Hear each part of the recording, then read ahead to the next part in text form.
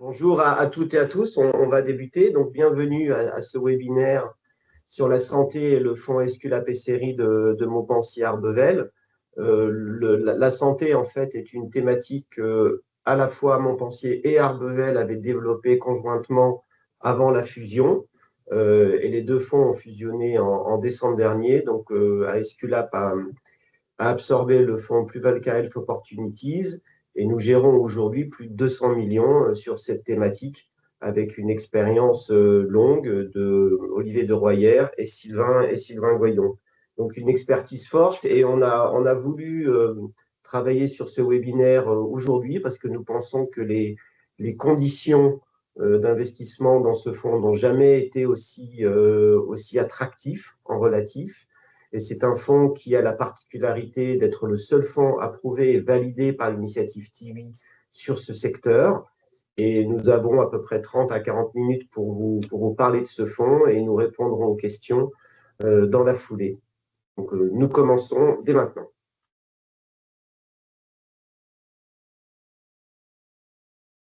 Bonjour à tous. Alors, effectivement, on a prévu une présentation qui va s'articuler en deux grandes parties. On va vous rappeler les fondamentaux en fait, du secteur de la santé qui rendent justement ce secteur particulièrement attractif selon nous. Et puis ensuite, on rentrera sur des considérations de timing qui nous paraissent très opportunes, telles que Sébastien vous les a décrites il y a un instant. Alors, je vous propose de regarder effectivement cette première slide. C'est pour nous les 5 piliers d'investissement en fait dans le secteur de la santé. Alors, on va les passer rapidement en revue. Je pense que vous les connaissez toutes, mais je crois qu'il est bien de les rappeler. Bon, le premier point, c'est que la santé n'est pas un choix. C'est une demande qui est incompressible. Je vous rappelle juste que pendant la grande crise financière de 2008-2009, on a quand même eu en fait encore une croissance, alors qu'en fait l'économie était totalement à l'arrêt. Le moteur qui est derrière cette croissance permanente, alors on peut s'en réjouir ou le déplorer, c'est la démographie. On sait très bien, et on le reverra dans quelques instants, que plus on vieillit, évidemment, plus on a recours à des soins. Et en fait, cette population qui a plus de 65 ans va doubler d'ici 2050. Et on le verra aussi en grande partie, non seulement dans nos pays occidentaux, mais en Chine, qui va constituer effectivement un énorme réservoir de croissance. Donc on est à 800 millions de personnes de plus de 65 ans aujourd'hui, et on en sera à 1,6 d'ici 2050. Ça se traduit par quoi? Ça se traduit, là aussi, certains peut-être le déploreront, mais par une part en fait, de la richesse créée qui est de plus en plus importante, mais qui est aussi une part de la richesse consommée de plus en plus importante. On est passé de 6% du PIB en 1970 à aujourd'hui 18%, et on sera probablement au-dessus de 20% en 2033. Ce qui nous intéresse, dans un contexte qui est assez compliqué d'une façon générale sur le plan économique, c'est la capacité d'innovation du secteur. Évidemment, parce qu'on va pouvoir répondre à des besoins médicaux non satisfaits, ce qui est pour nous évidemment très important. Mais cette capacité d'innovation, c'est aussi, on le verra, finalement l'occasion de créer des monopoles temporaires. On peut faire des brevets, ça n'est rien d'autre qu'un monopole temporaire. Et qui dit monopole temporaire dit pouvoir de fixation de prix, ce qui est toujours effectivement un signal extrêmement intéressant pour le levier opérationnel des différentes sociétés. Et puis enfin, la diversification. Alors, non seulement la santé est effectivement un secteur défensif et relativement décorrélé du reste de l'économie, mais à l'intérieur même de ce secteur qui est perçu comme homogène, on a des sous-secteurs qui sont décorrélés entre eux, entre les services, la pharma, le medtech, les diagnostics. Donc, tout ça, ça donne quand même une image qui est assez impressionnante. Si on regarde depuis 1970, alors avec un tout petit peu de mauvaise foi, puisqu'on vous a laissé en fait des dollars courants, pas des dollars constants, on avait un marché global de la santé, donc en comprenant les services et pas uniquement les médicaments ou la medtech, de 94 milliards de dollars en 1970, et en 2025, on est à 11 700 milliards de dollars. C'est donc un marché qui a été multiplié par 125 fois 55 ans. Ça représente un taux de croissance annuel moyen de 9,2%. Vous le voyez sur le camembert de droite, eh bien, en fait, nous, on a plutôt tendance à se focaliser sur 2700 milliards sur ces 11 700. C'est essentiellement la pharma, la medtech et les diagnostics. Cela étant, on est agnostique, et si des révolutions dans le service apparaissent, évidemment, on se réserve le droit de pouvoir y investir. Une petite photo des aires thérapeutiques en 2025. Là, on fait plutôt un focus sur la pharma. Le gros du marché, c'est l'oncologie, donc le cancer. Et on le verra, des progrès absolument exceptionnels ont été accomplis sur les dernières années. Donc là, on est sur un segment qui croît environ à 12% par an et qui représente 17% du total. Je ne vais pas vous passer en revue l'ensemble de ces bulles. L'une qui est assez, je dirais, sous les feux des projecteurs en ce moment, c'est tout ce qui est diabète GLP-1, donc les fameux soins de l'obésité. Là, on est sur des taux de croissance qui sont encore plus importants, de l'ordre de 20% par an, avec des bénéfices pour la santé publique qui sont aussi tout à fait considérables. On parle de 150 milliards de dollars de marché d'ici 2030. On est à 60 milliards aujourd'hui. Donc revenons sur le vieillissement et qui est à la fois, je dirais, le moteur essentiel de ce secteur et sa bénédiction. Ça peut peut-être paraître étrange de le dire comme ça. Alors, revenons quand même sur les progrès de la santé.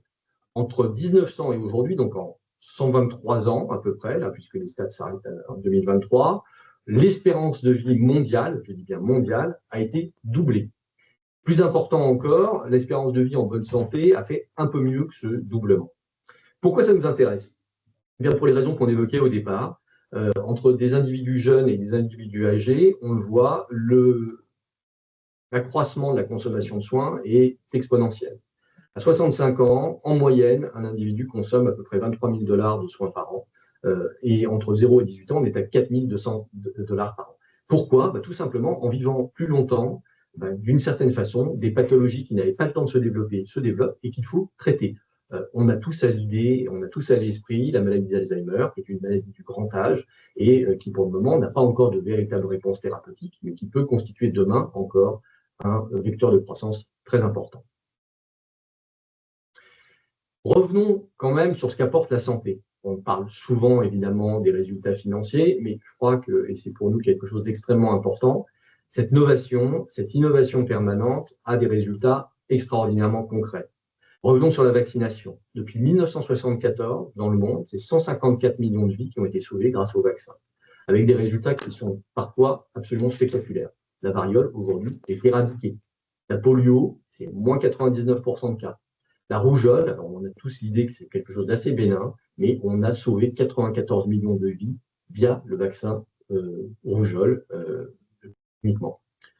Sur le cancer, on sait que c'est une pathologie en fait qui est de plus en plus répandue, qui est aussi un peu, je dirais, le pendant du vieillissement de la population.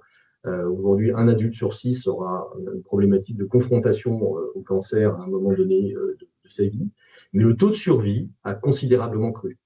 Entre 75, et ça n'est quand même pas l'Antiquité romaine, et aujourd'hui, on a 20 points de survie à 5 ans sur tout cancer confondu, avec des résultats là aussi qui sont extraordinaires. Dans la prostate, par exemple, on est passé de 69% de survie à 98%. Donc, on a transformé une maladie qui était mortelle en une maladie chronique.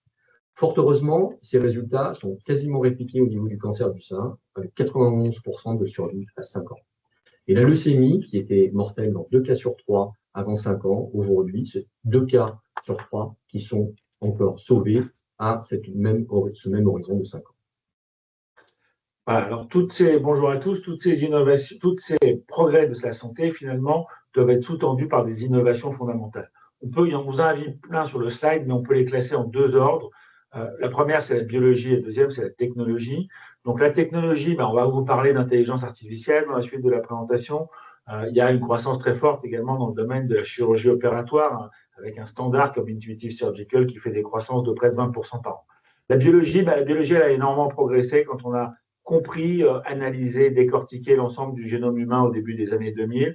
Beaucoup de progrès dans les nouvelles modalités thérapeutiques. Donc, évidemment, on a tous en tête des phénomènes médiatiques, un peu comme la thérapie génique, la thérapie cellulaire. Aujourd'hui, le gros du marché, notamment en cancérologie, c'est tout ce qui est anticorps complexes, anticorps conjugués notamment, qui remplacent les chimiothérapies de plus en plus. Et puis, effectivement, il y a les thérapies à base d'ARN. On a beaucoup parlé de l'ARN messager avec le Covid. Mais aujourd'hui, les promesses de l'ARN interférent dans la capacité d'activation et de silençage des gènes sont extrêmement importantes, notamment dans le domaine des maladies rares. Alors, ça se traduit concrètement, là, on a mis dans des domaines très différents des innovations variables, des innovations marquantes, transformantes, parce que les innovations incrémentales, on en a tous les jours, mais plus rarement, il y en a qui sont plus transformantes. Alors, dans le domaine de la mucoviscidose, une maladie rare que vous connaissez tous, on a en tête que les espérances de vie sont autour de ces maladies de jeunes, autour de 25-30 ans. En réalité, ça a radicalement changé aujourd'hui avec les traitements de la société Vertex, qui est une pharma américaine qu'on a dans le portefeuille pratiquement constamment depuis le début du portefeuille en 2021. Une société qui finalement a mis au point ces traitements. Aujourd'hui, avec les combinaisons de traitements de Vertex, l'espérance de vie elle est d'au moins 50 ans. Bon, on n'a pas en réalité assez de recul, mais on devait être assez proche d'une espérance de vie normale.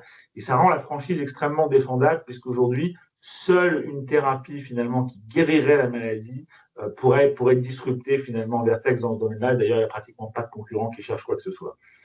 Deuxième élément disruptif dans le domaine de la medtech, les dispositifs médicaux. Donc, le TAVR, c'est un acronyme un peu bizarre, mais enfin, c'est surtout c'est le traitement rapide de la sténose aortique par remplacement de la valve aortique. Malheureusement, les sténoses aortiques, si elles ne sont pas traitées, débouchent en fin de vie, finalement, sur des accidents cardiaques graves et qu'on ne peut plus traiter passé un certain âge. En revanche, effectivement, cette procédure permet de s'assurer que finalement, on peut avoir des valves en bon état avec une procédure qui passe facilement par les veines de la jambe et qui permet des hospitalisations réduites à 1 à 2 jours contre 7 à 10 jours traditionnellement. Enfin, dernière illustration dans le domaine du diagnostic, toutes les biopsies liquides qui permettent par finalement l'analyse d'une goutte de sang de détecter avec des spécificités de l'ordre de 90% des cancers en stade précoce. Et on sait que c'est très important puisque les cancers détectés en stade précoce ont des taux de survie à 5 ans qui sont 4 à 5 fois supérieurs que ceux qui sont détectés malheureusement en phase plus tardive. Dernier point dans cette première partie sur pourquoi la pharma, les émergences. Sylvain, vous avez déjà évoqué le sujet tout à l'heure. Concrètement, c'est 22% seulement des dépenses de santé au niveau mondial, alors que c'est 60% de la population mondiale. Donc, c'est une vraie opportunité pour les pharmas. On sait que voilà, il y a l'accroissement de la population dans un certain nombre de pays émergents et dans d'autres, au-delà de 10 000 $ à peu près de PIB par habitant, on a vraiment une croissance exponentielle des dépenses de santé parce que, je disais Sylvain tout à l'heure, la santé n'est pas un choix et donc c'est clair qu'il y a une vraie opportunité à ce niveau-là d'investir dans les pays émergents, notamment la Chine. On dit souvent que la Chine, d'ailleurs, risque d'être vieille avant d'être riche. Alors, bon, ça, c'est les fondamentaux que pour beaucoup, vous connaissez. Alors maintenant, on va rentrer plus dans le vif du sujet du pourquoi maintenant, en fait, pourquoi le timing est bon pour investir dans le secteur de la santé aujourd'hui. C'est un secteur qui avait pas mal souffert sur la première partie de l'année dernière et qui, malgré des fondamentaux qui étaient bons, c'est-à-dire qu'on était dans le top 5 des meilleurs secteurs en termes de révision bénéficiaire pendant toute la première partie de l'année dernière, et malgré tout, on était le 3e pire performeur du marché. Donc, c'était vraiment parce qu'il y avait une prime de risque politique. Cette prime de risque politique, elle a été levée au mois de septembre avec les accords entre Donald Trump et les principales sociétés du secteur pharmaceutique, d'abord avec Pfizer, puis ça s'est diffusé maintenant largement à tous les acteurs. La grande crainte, c'était finalement que les prix américains s'alignent sur les prix européens qui sont de l'ordre de 2,5 fois inférieurs. Et ça ne s'est passé en réalité que sur le canal Medicaid. Alors, Medicaid, c'est l'assurance santé publique pour les Américains qui n'ont pas les moyens de se payer les assurances privées. Comme évidemment les prix étaient déjà beaucoup plus bas que dans le marché de l'assurance privée, ça ne représente que 2% des profits des pharma US, donc finalement ça a très peu d'impact et ça a été un vrai soulagement pour le secteur. Deuxième élément clé de ces accords, ça a été la suppression des droits de douane pour toute société qui démarre des projets d'investissement aux États-Unis. Donc ça, c'est également très positif et c'est très positif aussi, on reverra, en matière d'investissement. Donc tout ça a permis un vrai rallye de soulagement sur les pharma qui ne s'est pas encore complètement diffusé sur les sociétés qui en dépendent. Et donc ça, c'est ce qui devrait se passer à l'avenir, c'est-à-dire évidemment les biotech qui ont quand même plutôt bien rebondi, mais aussi toutes les sociétés de services qui travaillent pour le compte des pharma. Donc ça a permis vraiment de retrouver la visibilité qu'on aime sur le secteur. Donc c'est vrai qu'aujourd'hui, la valorisation est moins déprimée que celle qu'on évoquait au moment de notre conférence du mois de juin dernier, où on était à 1,7 écart type par rapport au PE historique moyen. On était vraiment dans un extrême. Mais malgré le rebond, voilà, on est sur une valorisation qui est conforme à l'historique, mais dans un marché qui lui est nettement plus cher. Et donc en relatif, statistiquement, on a encore normalement 70% de chances, de probabilité que le secteur surperforme dans les mois à venir. Donc ça reste une belle opportunité sur un secteur, ça a été évoqué, qui est très peu sensible, notamment dans les grandes crises économiques, à l'activité économique, qui est sensible au réglementaire, mais pas tellement à l'économique, et qui sur le long terme fait mieux que les indices mondiaux avec moins de volatilité. Alors, un des sujets qui préoccupe dans le secteur, c'est les expirations brevetaires. Donc, on a 350 milliards de produits pharmaceutiques qui expirent à l'horizon 2030. Alors, c'est vrai que c'est beaucoup, c'est un record sur une période de 5 ans. Mais quand on regarde en proportion, on a déjà connu des situations comparables. C'était même pire lors du fameux pic de 2012, qui était le pic historique. Il y a des gros produits, comme le Keytruda de Merck en cancérologie en 2028, mais c'est quelque chose qui est parfaitement gérable. Évidemment, ça guide nos choix en matière de pharma, c'est-à-dire que soit on va investir dans des pharmas qui ont des portefeuilles jeunes, type AstraZeneca, type AbbVie, soit on va investir dans des sociétés dont on est convaincu qu'elles ont un vrai pouvoir de remplacement de ces produits arrivant à échéance, notamment grâce à leur R&D. Alors évidemment, ça va aussi inciter les sociétés pharmaceutiques à aller acheter des sociétés de biotech innovantes qui ont développé de manière assez agile des produits et qui ont des produits très intéressants avec des preuves de concept de grande qualité. Donc, on a un contexte qui est très propice aux fusions et acquisitions dans le secteur de la biotech. C'est ce qu'on a plutôt martelé tout au cours de l'année dernière, avec un contexte notamment de taux d'intérêt qui s'est stabilisé, avec une puissance de feu des pharma qui est chiffrée à 1200 milliards de dollars. Donc, c'est peu ou prou la valeur de l'ensemble des biotech cotées. Donc, elles ont largement les moyens de leurs ambitions. Et ce qui explique effectivement qu'on a eu une croissance du nombre de deals l'année dernière de 14%, avec un doublement de la valeur unitaire du deal. Donc, c'est vraiment un boom en matière de biotech dont on a bénéficié dans le portefeuille. Vous voyez ici notre track record avec les sociétés qui ont été achetées, les 4 sociétés qui ont été achetées en 2025, avec des primes qui ne paraissent pas spectaculaires, mais parce que souvent, ça se fait en 2 temps. Il y a d'abord une première rumeur où il y a souvent une hausse de 40-50%. Et ces primes-là, c'est vraiment les primes terminales, mais par rapport à des situations déjà de rumeurs. Donc, c'est quand même des primes qui sont conséquentes. Et la biotech est vraiment un gisement avec beaucoup de dispersion, beaucoup de stock picking, un gisement de valeur très important.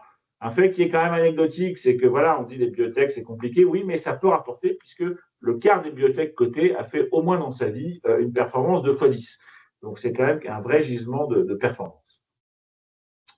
Alors, avec la visibilité retrouvée sur les accords Trump, on est aussi convaincu que tout ce qui est le domaine du life science, notamment de la production de produits biologiques, de médicaments biologiques, a un vrai potentiel de rebond avec des valorisations qui sont encore inférieures à leur historique.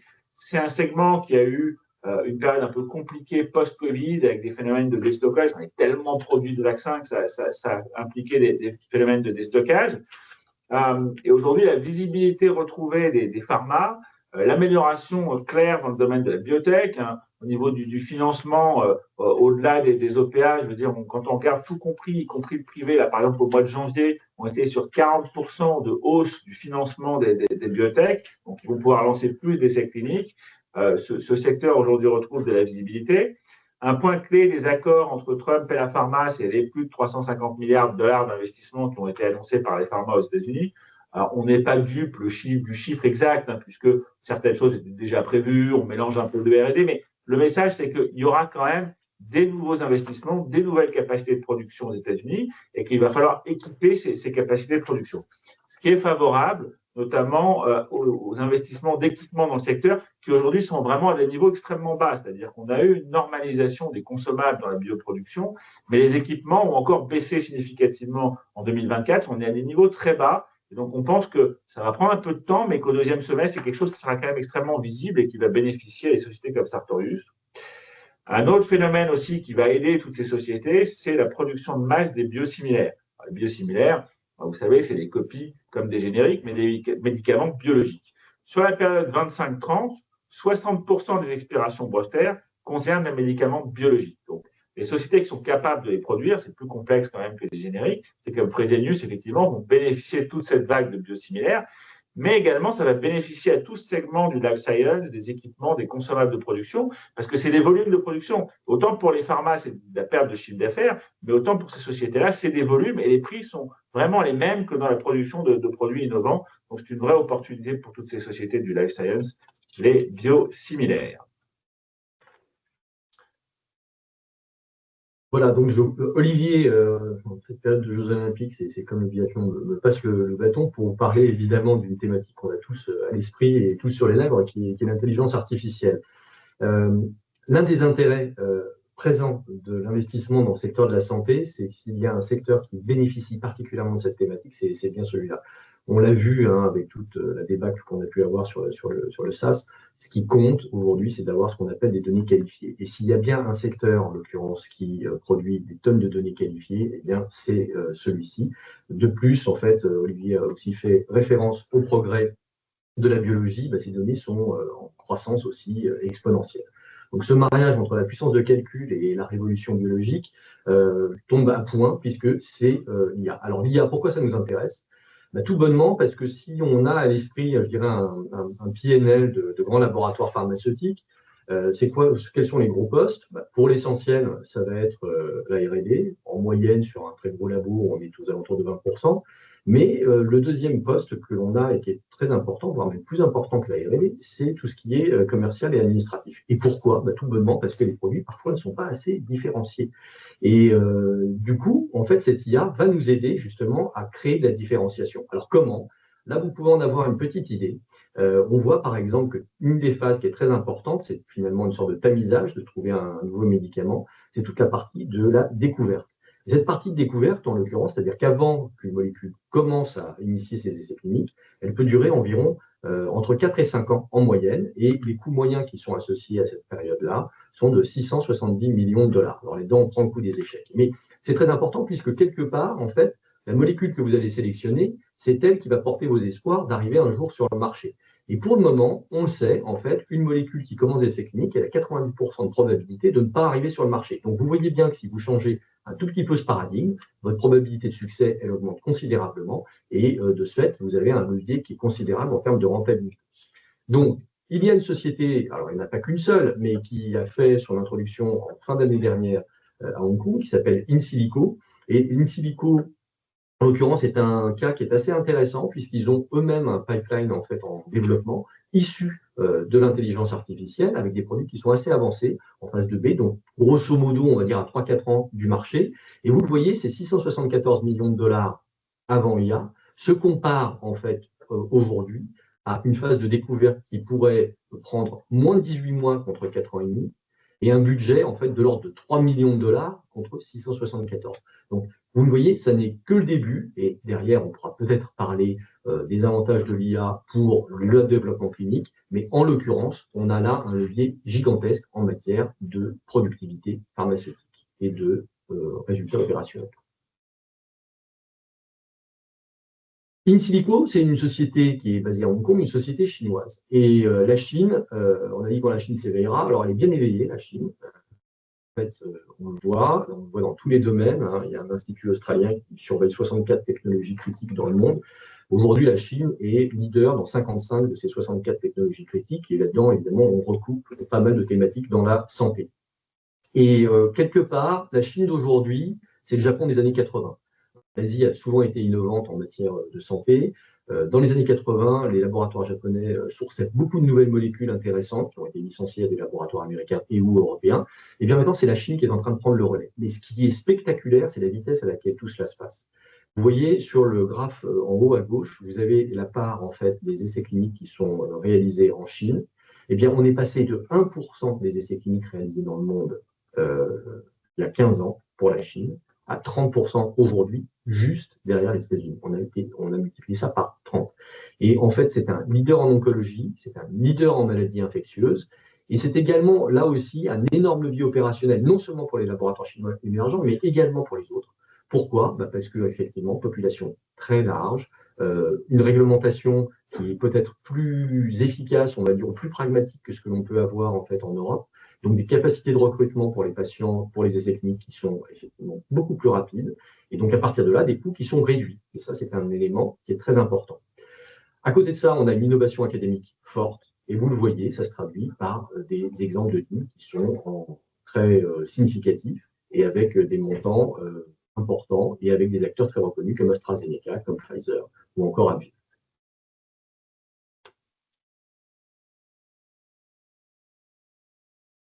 Parlons un peu spécifiquement du fonds dans ce contexte. Donc l'équipe de gestion, c'est donc Sylvain Goyon et Olivier Droyer, ainsi qu'Alexandre Dusseigneur qui les aide.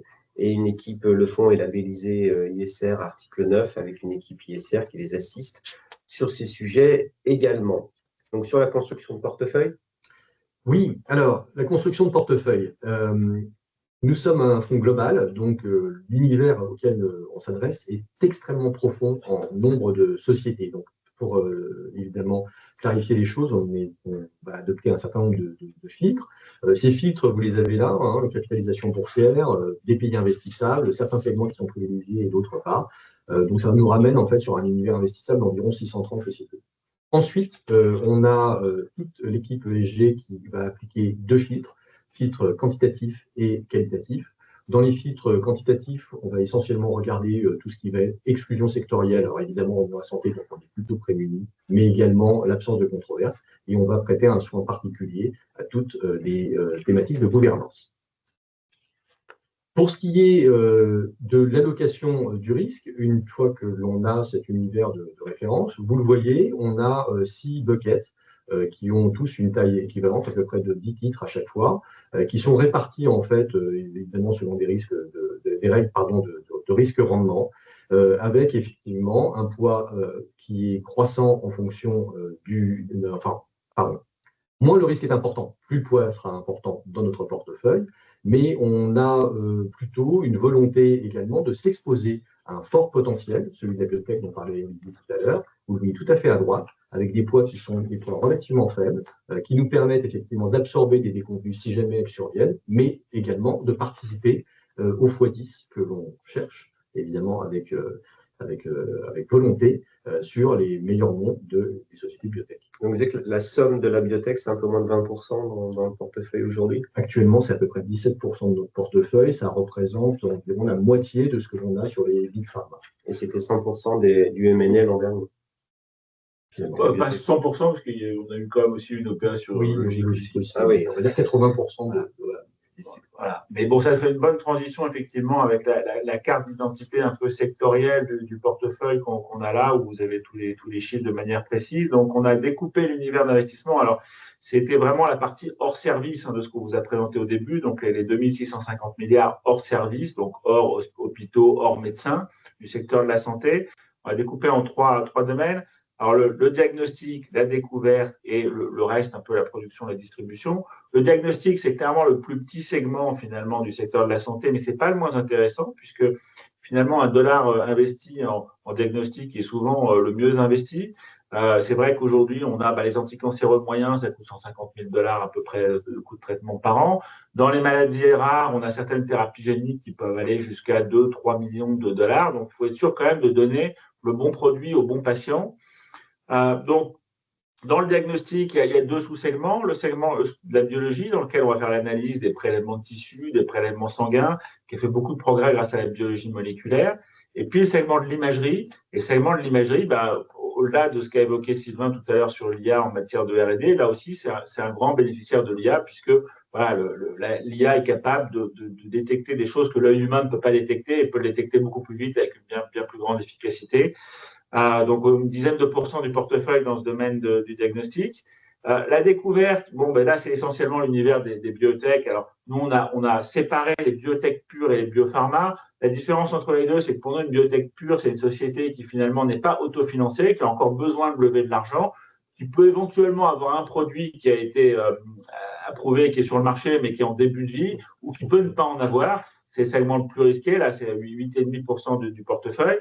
Et puis, il y a les biopharma, là, c'est des biotech qui ont réussi, qui sont autofinancés, mais qui restent dépendantes d'un ou deux produits qui font leur succès et qui généralement peuvent être également des très belles histoires. Dernier point, c'est les CRO, les sociétés qui font l'externalisation de la R&D. Donc, au total, ça nous fait une vingtaine de pourcents du portefeuille. Et puis, alors, dans la production et la distribution, la complexification avec toutes les nouvelles modalités thérapeutiques finalement de la production favorise l'outsourcing. Donc, les sociétés de CDMO qui font l'outsourcing de la production, notamment de produits biologiques, sont des sociétés qui ont la croissance du secteur plus la hausse du taux d'outsourcing.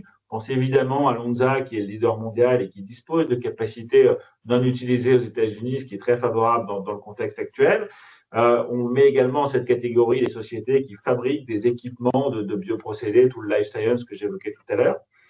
Il y a la pharma. Alors, la pharma, c'est 40% du portefeuille avec 35% de grands laboratoires pharmaceutiques sur lesquels, effectivement, on va insister sur les sociétés qui ont des portefeuilles jeunes et des sociétés qui ont un pouvoir de remplacement des expirations brevetaires.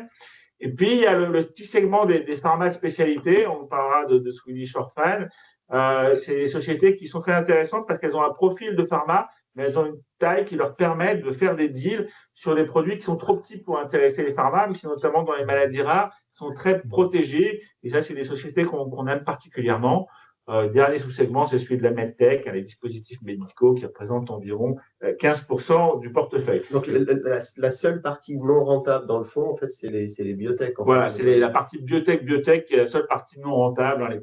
Alors, si, il y a peut-être, allez, on va dire qu'il y a peut-être en plus deux MedTech à 50 BP qui, effectivement, sont des MedTech émergentes avec des technologies assez incroyables et qui ne sont pas encore rentables non plus. Et on peut résumer qu'une biopharma, c'est une biotech qui a réussi. Exactement.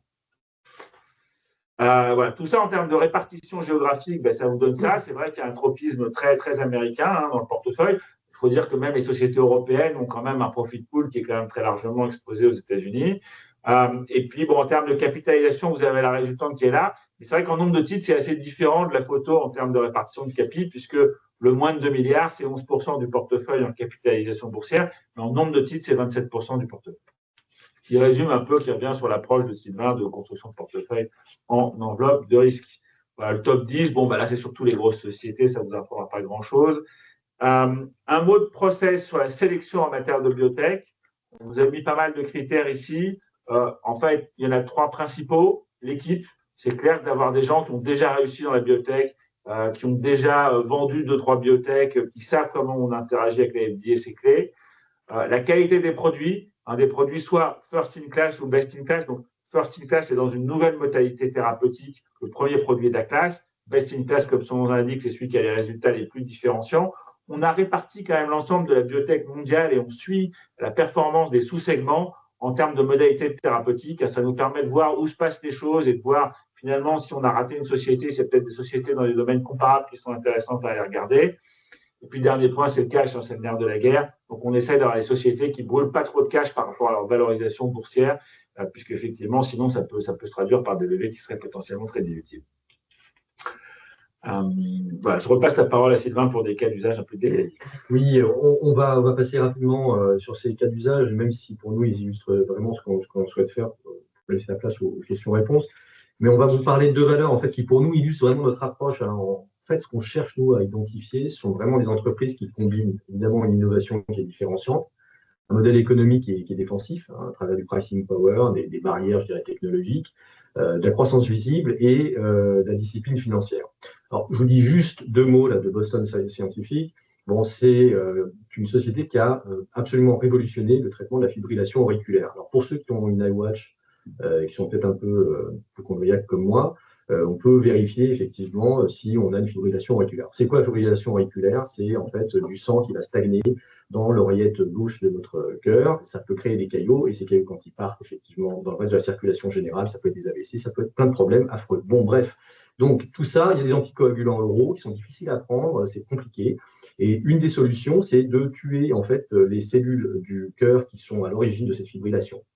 On sait le faire depuis longtemps. Le gros problème, c'est qu'on faisait ça en fait avec une approche thermique qui tuait plein de cellules saines et il y avait plein d'effets secondaires affreux. Et là, avec Farapulse, on a quelque chose d'extraordinairement précis. Ça a révolutionné le marché puisque vous voyez, en fait, le système a été lancé il y a à peine 4 ans. Il y a 70% du marché US qui a été converti. C'était 73% de croissance l'an dernier. Il y a déjà 4 milliards de dollars de chiffre d'affaires. Et la deuxième partie, je dirais le pendant de cela, c'est de fermer en fait la petite poche justement à la sortie du cœur dans laquelle ces cailloux peuvent se former. C'est ce qu'on appelle l'appendice auriculaire et il faut arriver à le fermer. Et là aussi, c'est Watchman FLX, c'est 2 milliards de dollars de chiffre d'affaires, 25% de croissance et 90% de part de marché sur cette procédure. Ce qui nous intéresse, au-delà effectivement de la rentabilité de la société, vous avez là les monts de thèse d'investissement, c'est qu'il y a un catalyseur 28 mars prochain avec une étude qui s'appelle Champion. Cette étude Champion, en fait, vise à montrer que cette approche-là est potentiellement supérieure à tous les anticoagulants oraux. Si c'est le cas, et si ça marche, le marché adressable va passer de 5 millions de personnes à 20 millions de personnes. Donc, vous voyez, la croissance déjà sur 5 millions de personnes est forte. Vous imaginez ce qu'elle peut devenir sur 20 millions de personnes. On aime bien ça et on est sur des niveaux de valorisation qui sont tout à fait raisonnables, 22 fois l'an prochain. Et en Europe? Alors, en Europe, eh bien, Olivier en parlait, on aime bien les laboratoires de spécialité. Alors, ce sont, je dirais, un peu les HPI du monde de la pharma, hein. Alors, en l'occurrence, Sobi, c'est un leader des maladies rares en fait, qui ont un intérêt particulier. C'est généralement des coûts de traitement qui sont extraordinairement élevés. C'est une fidélité patient client, excusez-moi, qui est extrêmement forte par définition. Et on le voit, Sobi, qui vient hier d'avoir son Capital Market Day, prévoit simplement, à un horizon de 5 ans, de doubler encore en termes de taille, avec un niveau de rentabilité qui est déjà quand même considérable, hein, puisqu'on était sur une marge d'EBITDA de 40%, on va encore croître, et avec une valorisation qui est très inférieure à celle de ses pairs, notamment quand on regarde ça en termes de multiples sur les ventes. On est à 4 fois les ventes aujourd'hui. Les pairs très spécialisés comme lui, ça serait plutôt sur des multiples de 10. Et donc, voilà, on a évidemment cette société en portefeuille et avec pas mal de catalyseurs que l'on attend sur l'année 2026. Oui. Oui, là, vous avez une carte du monde avec certaines sociétés dans le portefeuille, mais... Donc, écoutez, avant de passer aux questions, donc si on résume un petit peu le webinaire, les 5 points qu'on voudrait que vous ayez en tête, c'est le timing qui redevient favorable avec une visibilité retrouvée. Donc, après 3 ans de sous-performance assez forte, hein, du secteur versus le MSCI World, on pense que c'est une situation qui va s'inverser. La valorisation est historiquement attractive, ce qui fait que le couple croissance-valorisation de tous les secteurs nous paraît là aussi relativement à part. Le M&A, donc ça a été assez éloquent, va faire partie très clairement des news industrielles dans les mois qui viennent, et d'où la présence d'une vingtaine de pourcents de biotechnologie dans le fond, parce que c'est évidemment au niveau des biotech que ça se passera. L'intelligence artificielle, qui est le buzzword depuis pas mal de mois, est évidemment, dans le cadre de la santé, un besoin uniquement positif, parce que c'est un accélérateur de temps et c'est aussi un accélérateur de performance. Et pour ceux qui en doutent, je tiens à rappeler que le patron de l'IA chez Google, Demis Hassabis, a eu le prix Nobel de chimie en 2024 pour les travaux d'AlphaFold et de Google en réalité, sur la représentation en 3D d'une centaine de millions de protéines, ce qui était lié à DeepMind et lié à de l'intelligence artificielle, qui a débuté en 2016 avec la victoire sur le meilleur joueur de Go du monde, hein, c'était il y a 10 ans, et c'est les mêmes modèles qui ont ensuite été adaptés et qui ont permis cette extraordinaire découverte, enfin pas cette découverte, cet acte des 100 millions de protéines mappées en 3D. Il fallait à peu près 4 à 5 ans pour un PhD, pour un doctorant, pour l'en faire une, et tout ça est en open source, donc ça va révolutionner la médecine. Et là, je pense qu'on est vraiment dans la face cachée de l'iceberg. Ça fait 2-3 ans que tout ça accélère, et en plus, la qualité des modèles, hein, on en apprend toutes les semaines, les données sont rabattues, enfin, les cartes sont rabattues. L'efficacité des modèles, donc il y a le patron d'Anthropic qui a dit que c'était ce qu'il attendait lui. Enfin, il n'y a pas grand monde qui attendait que ça aille si vite. Et en tout cas, c'est au bénéfice du secteur de la santé. Et par-dessus l'IA et par-dessus tout ça, les tendances séculaires dont a parlé Sylvain au début, sont toujours là. Et la population mondiale vieillit. Et les gens en âge de se faire traiter et qui ont les moyens d'être traités est en augmentation également extrêmement forte, ce qui fait au final énormément d'éléments positifs pour ce secteur et pour ce fonds à nos yeux, d'où l'intérêt de ce webinaire. Donc maintenant, nous allons passer aux questions. Moi, j'en ai une première, justement par rapport à l'IA, où aujourd'hui tout est vu à l'heure de l'IA qui tue des sociétés et qui en fait pousser d'autres. Est-ce qu'il y a un parallèle qu'on peut faire avec les GLP-1 dans la santé? Où il y a eu le moment GLP-1. Oui, Sébastien, on peut le faire. Lorsqu'on a eu l'avènement des GLP-1, Pour mémoire, les GLP-1, vous savez, c'est l'incrétine, donc c'est quelque chose qui est sécrété par le corps humain et qui va réguler l'appétit. Et donc, dont on s'est servi pour arriver effectivement à développer tous ces médicaments anti-obésité. Les résultats ont été tels, non seulement sur la perte de poids, mais également en fait sur l'avantage cardiovasculaire qu'on avait, en fait en réduction de la mortalité, qu'à un moment donné, le marché a cru ou a voulu croire en fait que c'était un peu la solution universelle à tout. Et les sociétés qui avaient ce type de molécules, donc Lilly et Novo, ont vu leur valeur en boursière vraiment grimper très rapidement. Alors pour Novo, l'histoire s'est inversée depuis, mais en tout cas, ça a été majeur. Et en revanche, toutes les sociétés qui travaillaient sur les domaines connexes, on parlait de Boston Scientific tout à l'heure, mais pas uniquement elles, ont vu leur valeur s'écraser parce qu'on disait, bah voilà, il n'y a plus besoin de problématiques de soins cardiovasculaires, il n'y a plus besoin de nouvelles prothèses de hanches, il n'y a plus besoin pour le surpoids, et ainsi de suite. Donc, il y a un phénomène qui est un phénomène à un moment donné excessif, et on voit finalement que les approches sont le plus souvent complémentaires. Donc, les GLP-1 ont apporté énormément de choses, mais les solutions innovantes dont on vous a parlé ont toute leur valeur. Donc, quelque part, l'IA aujourd'hui, oui, c'est un élément qui est important, mais qui est à prendre en considération avec les progrès également de la biologie et de l'immunologie. Merci Sylvain. Une question dans le chat sur le PE du portefeuille. Donc, est-ce qu'on peut faire un petit point de valorisation? Oui, alors on est autour de 22 fois aujourd'hui sur les 92% de sociétés qui sont rentables, hein, effectivement, parce que sinon ça fausse quand même les calculs. Globalement, ce qu'on attend en termes de croissance bénéficiaire, c'est 17% de croissance sur l'année 2026. Il y a même une accélération attendue à 25% sur l'année 2027. Alors, on sera peut-être un peu prudent, on sait que dans les marchés, il y a souvent des révisions un peu à la baisse, mais globalement, c'est quand même des très forts niveaux de croissance. Autre, parce qu'une des raisons pour lesquelles le secteur a sous-performé, donc il y a eu l'instabilité réglementaire avec les velléités de Trump de faire baisser les prix, mais tu as eu aussi plus récemment le dollar pour un secteur qui est massivement identifié dollar, et on a vu l'impact boursier ces dernières semaines. Donc, si vous aviez un mot sur ce sujet. Oui, alors peut-être deux choses. Bah, Olivier l'a dit, hein, les États-Unis, 330 millions de personnes, c'est aujourd'hui à peu près la moitié du profit pool de la santé dans le monde. Par définition, le dollar est incontournable, et dans notre benchmark, qui est un indice santé global, total, la fin du million de réinvestis, les États-Unis représentent 70%. Aujourd'hui, notre exposition, vous l'avez vu, on est légèrement sous-pondéré par rapport aux États-Unis. Donc, sur un plan relatif, la dépréciation du dollar nous a plutôt aidé. En revanche, sur le plan absolu, évidemment, on a eu à en souffrir. Notre politique, c'est de ne pas couvrir ce risque de change. On considère que c'est un métier véritablement à part. Et puis, la théorie économique le dit bien. Le change, c'est une marche au hasard. Donc, en fait, faire des paris directionnels sur une paire de devises, c'est quelque chose d'assez compliqué. Et l'un dans l'autre, on finit par arriver à équilibrer ces mouvements-là. Et le mouvement d'onshoring vers les États-Unis, c'est ce qu'on appelle du termaillage. Donc, si on a des coûts en dollars et qu'on vend en dollars, le risque de change se neutralise aussi de cette façon-là. D'accord.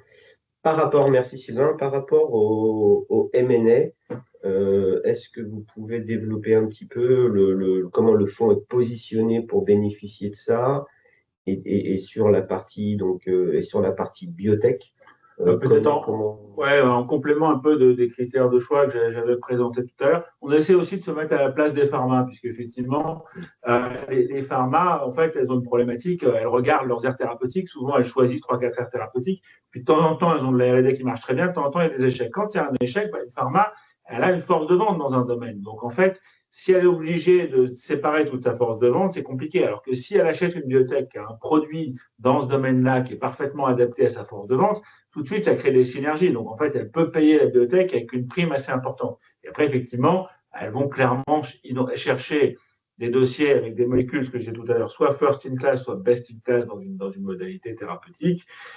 Et donc, souvent, aujourd'hui, elles privilégient soit les sociétés qui ont des preuves de concept très fortes, c'est-à-dire avec des données vraiment best in class très fortes, soit les sociétés qui sont vraiment très proches du marché et qui vont leur faire du chiffre d'affaires à court terme, notamment pour compenser un trou qu'elles n'auraient pas réussi à compenser jusque-là. Alors, ça, c'est effectivement notre philosophie, mais je précise quelque chose. Alors, on va peut-être paraître un peu prétentieux, mais on a été effectivement pas mauvais dans la sélection des titres M&A qui ont fait l'objet d'opérations. Mais paradoxalement, en fait, on n'achètera pas un titre sur une base unique de perspective M&A. En fait, ce titre, on l'achètera si, indépendamment de cette perspective M&A, on considère que la société peut se développer par elle-même. Et c'est d'ailleurs en fait un des critères de choix pour la société pharmaceutique. Hein, et Olivier y a fait référence. S'il y a un besoin, la société pharmaceutique ira le chercher, mais cette société doit pouvoir se développer aussi par elle-même. Je pense que nous atteignons bientôt la limite de temps. Donc, je vous remercie de votre attention pour ce webinaire. Et donc, les points à retenir, c'est un timing favorable, une valorisation attractive, une vague de news flow avec du M&A, un clair bénéficiaire de l'IA et une tendance séculaire qui marche depuis des dizaines d'années et qui va s'accélérer avec la démographie et la population qui, quoi qu'on en dise, s'enrichit en moyenne. Merci et bonne journée. Merci à tous. Merci à tous.